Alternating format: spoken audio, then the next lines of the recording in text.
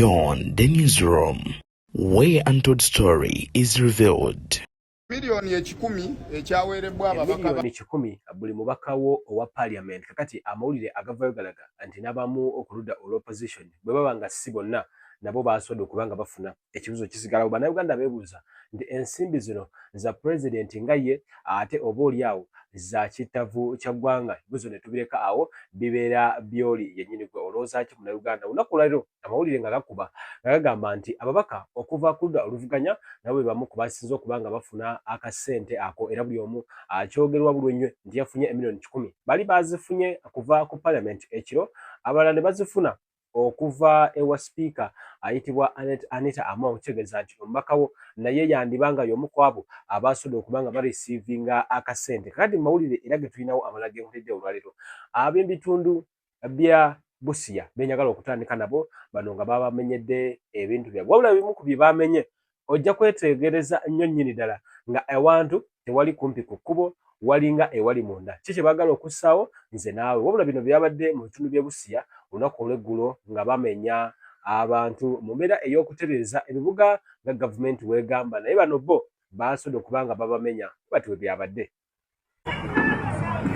Kiri Busia operation eri e Busia gambye kiri e Busia sajja we agaludde sajja agaludde ekyo kyekiri e Busia bannange olowooza kyakomyewo yokka kyekyo ekiri e Busia bannange Busia municipality teri kirala soko olabe.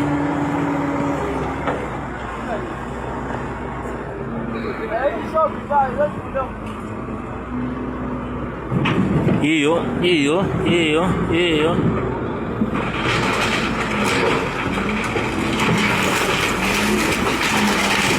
bagimaze ewedde bagimenye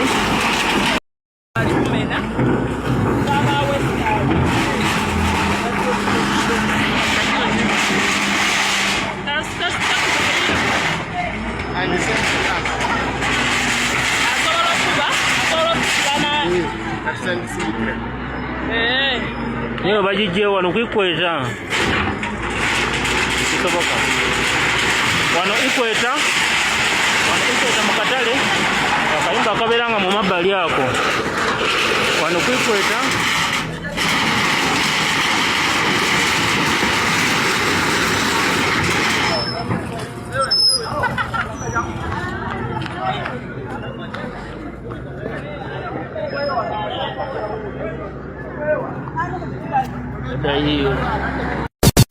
Ebuvanjuba ne bugwanjuba ewaka wasigalawo ewasinga.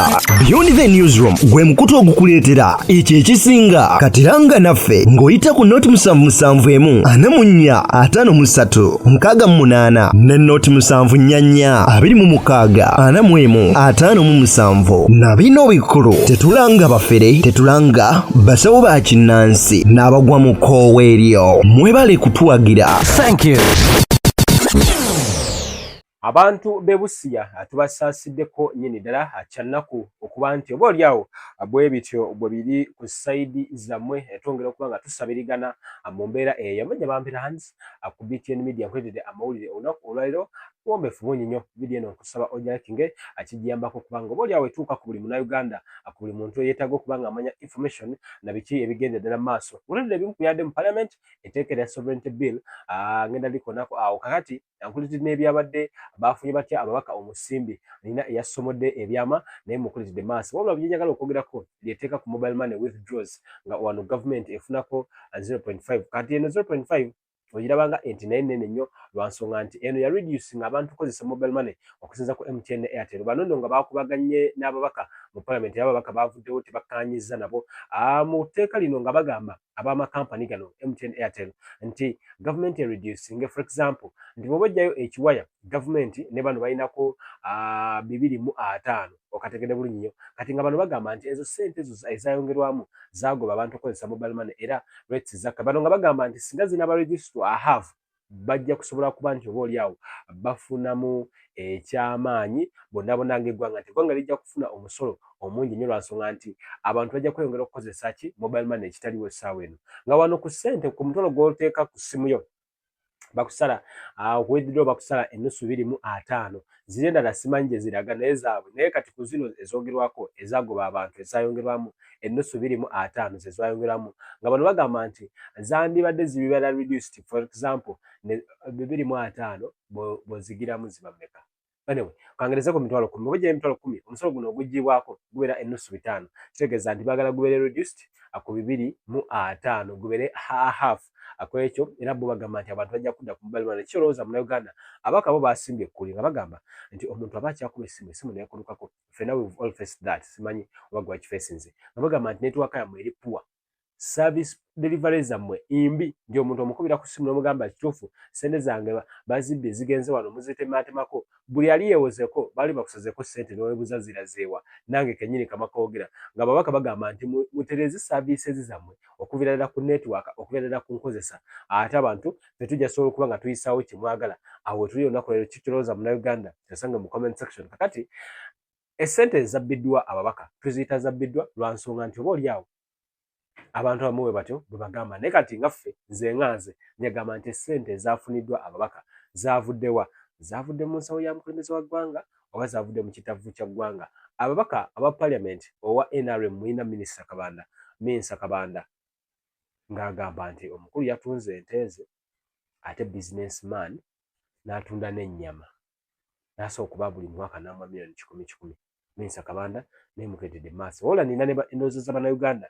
biki bye balowooza ku byonna ebigenda mu maaso essente bwe ziti bwe zaatambudde n'omubaka we alabika yafunye owa opposition bali ku si opposition bali mu opposition ekifo ekiri mu opposition bo tebali mu opposition Milioni 10 ekyaweerebbwa ababaka ba NRM zaabaweerebbwa nga president abafalasira nti akooye enguzi tayagala kulaba ku nguzi naye ate nze nzirabanga nsuubira okulwanyisa enguzi ekifuusa oluyimba ng'ate abagirya be baluyimba naye nga bannayuganda abali mu ddiira abalina okubiibya tebasobola kuzinira ku luyimba olwo nze ndowooza nti ensimbi zino zaabaweerebbwa mu ngeri ey'okubagula ku balonzi era buli mulonzi yenna alina omubaka eyabadde ekyankwanzi takyali mubakawo bamukuguzeeko mu buwanana bwa milioni 10 kakati bw'oba oyagala okumweza olina okusasulayo ezisuka ku milioni 10 alyoka addeewo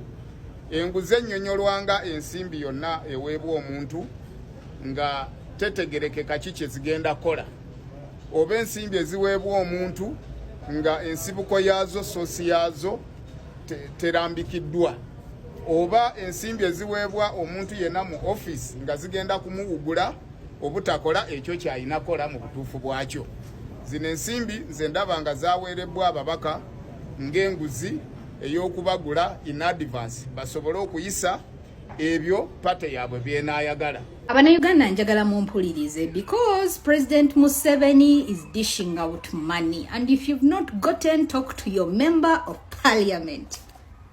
So between the 7th and 14th of April, there was a retreat in Chankwanzi for members of parliament. And the theme was aligning the NRM leadership towards protecting the gains and making a bold quantitative leap towards higher middle income status society. At this retreat, President Museveni criticized members of parliament and warned them into getting into corruption. He actually told them that it is a terrible disease, and if they ever feel tempted, they shouldn't get into it. Nabagamba to avoid loans, because, you know, it probably reduces their capacity to work. But Nabagamba, you know what, to facilitate you guys to swear in, I'm going to give each of you 100 million. Those in NRM, even those in opposition. Every member of parliament is getting money. Nabagambira na what? 20 million. You will live with it. In fact, apparently, the NRM officials collected their money from the government chief's whip office at parliament between 8 p.m. and 9 p.m. yesterday. Chovolaba news articles are calling it midnight money exchange. Abasigadde, they had to collect their money from Nakasero residence of the Speaker of Parliament, Honorable Anita Mongo. So it means that we are spending about 55 billion, but listen, we don't know the source of funds. That's why we haven't yet started criticizing if it is public money or if it is the president is coming from his pocket or his farm. We don't know really, but apparently this is a trend that some MPs talked about, that in 2022 they got 40 million, in 2023 they got 100 million. And apparently, according to Daily Monitor, it goes back to 2005 when they discussed increasing or removing the presidential term limits. Apparently, each member of parliament that time was given 5 million. And in 2017, when they were moving the age limit, each member of parliament got 29 million Uganda shillings. So I already explained to you that for a government to function properly, there are three major arms: the executive, which is the president, the legislature, which is the parliament, and the judiciary. Now we have a high court. But these arms have to be independent of each other. So what happens when the executive now is giving out cash gifts to members of parliament who are supposed to also criticize his, rule? These guys are the ones to discuss laws and then pass them accordingly. But what kind of laws do you think they will pass when they're already influenced by the money?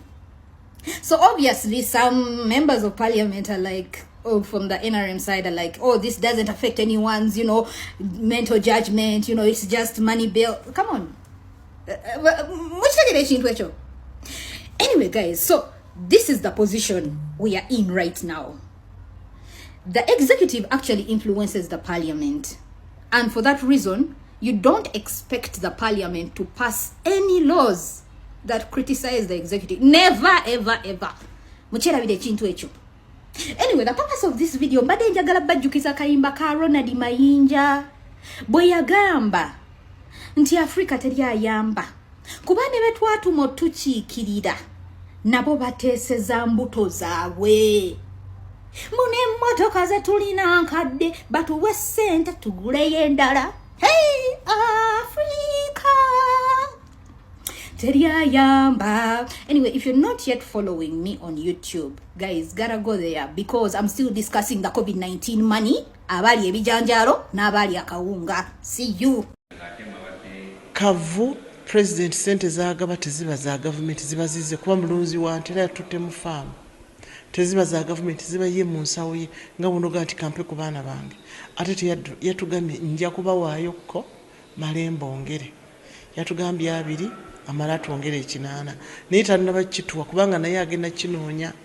So katulinze atwabi yatusuubiza twekubeka enfuufudde n'ekirana kituwa kwa akaunti ze. Musajja mukozi, musajja musuubuzi, alunda ente, atunda amata, atunda ennyama, era ente twazirambudde zonna n'atugaba bino bye byange, ze bizinesi yange, ekyankwanzi, erwakitula, ekisozi, wonna buli watadde faamu wonna nte mpitirivu obungi. Bw'atunda n'atuwaayo nte 10 ne tufunako kasente, naffe ng'abaana be katulyeko kubanga tuyise mu kalu, tuyise mu ttanuulu. So nze nze awo musanyufu.